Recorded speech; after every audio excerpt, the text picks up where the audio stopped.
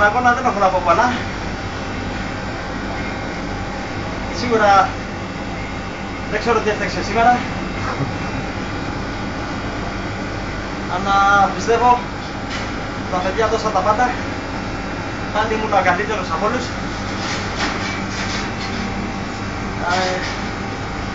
Δεν ξέρω τι έφταξε στο δεύτερο μήχρονο.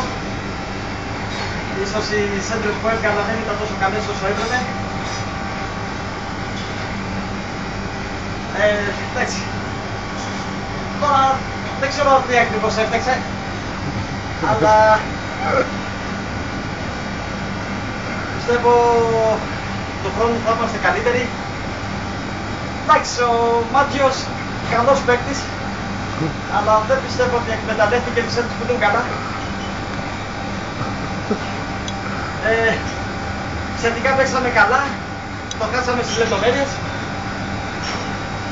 Αλλά εντάξει, έτσι είναι η ζωή, το ποδόσφαιρο συνεχίζεται. Πιστεύω στον Γιάννη τον Κούματα τα φυγώ. Εντάξει, πιστεύω δώσαμε το 100%. Ο κόσμος σίγουρα πικράθηκε, αλλά έτσι είναι το ποδόσφαιρο.